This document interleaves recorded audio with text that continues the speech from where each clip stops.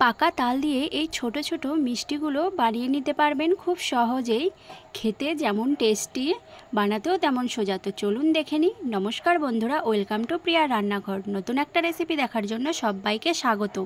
আজকে বানাবো তালের মিষ্টি। তার জন্য কড়াইতে নিয়েছি 1 বাটি তালের কাত। এবার তালের কাতটা একটু নেড়ে চেড়ে জাল দিয়ে নেব হালকা। এরপর এর মধ্যে দিয়ে দিচ্ছি 1 বাটি দুধ। দুধটা দিয়ে ভালো করে তালের সঙ্গে মিশিয়ে নেব।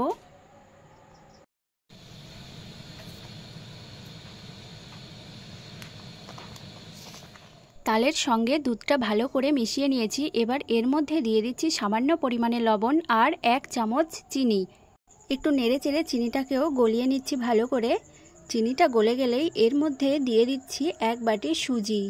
সুজিটা অল্প অল্প করে দিচ্ছি।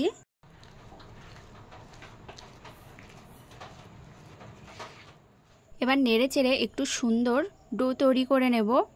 দেখুন এখানে ডোটা কিন্তু প্রায় হয়ে গেছে, কড়াইয়ে কিন্তু আর একদমই লেগে যাচ্ছে না। এবার আমি ডোটা নামিয়ে নেব কড়াই থেকে।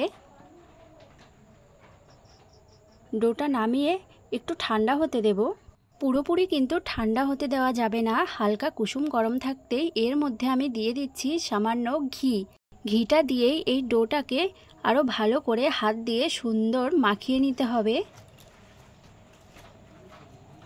এবার আমি এর মধ্যে দিয়ে দিচ্ছি 1 চামচ ময়দা। আপনারা চাইলে ময়দাটা নাও দিতে পারেন, দিলে একটু ভালো হয় মিষ্টিগুলো। তো দেখুন সুন্দর একটা ডো তৈরি করে নিয়েছি। এবার আমি এই ডোটা থেকে ছোট্ট ছোট্ট করে লেচির মতো নিয়ে হাত দিয়ে এভাবে গোল গোল করে পাকিয়ে নেব।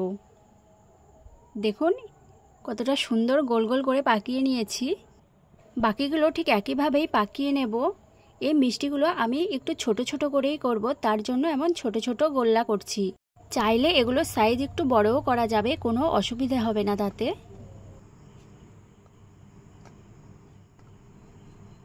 সবগুলো মিষ্টি এখানে বানিয়ে নিয়েছি। এবার আমি চিনির শিরাটা বানিয়ে নিচ্ছি। তার জন্য আমি নিয়েছি 1 বাটি চিনি, আর দিয়ে দিচ্ছি 1.5 বাটি জল, আর দিয়ে দিচ্ছি 3টে এলাচ ফ্লেভারের জন্য। এই চিনি শিরাটা কিন্তু একদমই ঘন করার প্রয়োজন নেই, চিনিটা গলে গেলেই হয়ে যাবে।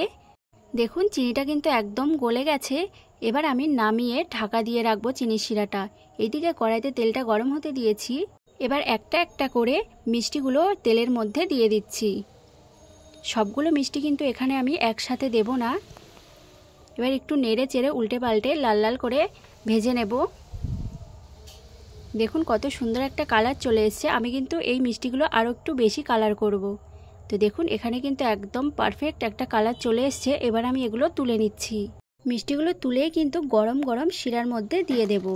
দিয়ে একটু নেড়ে চেড়ে আবার ঢাকা দিয়ে রেখে দেব। বাকি মিষ্টিগুলো এবার আমি ভেজে নিচ্ছি। এই মিষ্টিগুলো আমি একটু হালকা কালার করব, খুব বেশি এই মিষ্টিগুলো কালার করব না। তো দেখুন এই মিষ্টিগুলো কিন্তু হালকা কালার হয়ে গেছে। এবার আমি তুলে নিচ্ছি। এর থেকে বেশি কিন্তু কালার করব না।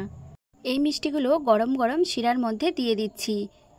অবশ্যই খেয়াল রাখতে হবে মিষ্টিগুলো দেওয়ার সময় যেন চিনি শিরাটা একদম গরম থাকে। তো মিষ্টিগুলো ঢাকা দিয়ে আমি আধা ঘন্টা মতো রেখে দিয়েছিলাম। এরপর দেখুন মিষ্টিগুলো কতটা সুন্দর হয়েছে আর নরম তুলতুলে হয়েছে। ভেতরটা দেখুন কতটা সুন্দর রসালো হয়েছে। দেখুন মিষ্টিগুলো কতটা সুন্দর লোভনীয় লাগছে, আর খেতেও কিন্তু দারুণ লাগে। তো রেসিপিটি কেমন লেগেছে অবশ্যই কমেন্ট করে জানাবেন। আর যদি ভিডিওটি ভালো লেগে থাকে চ্যানেলটি সাবস্ক্রাইব করে দেবেন।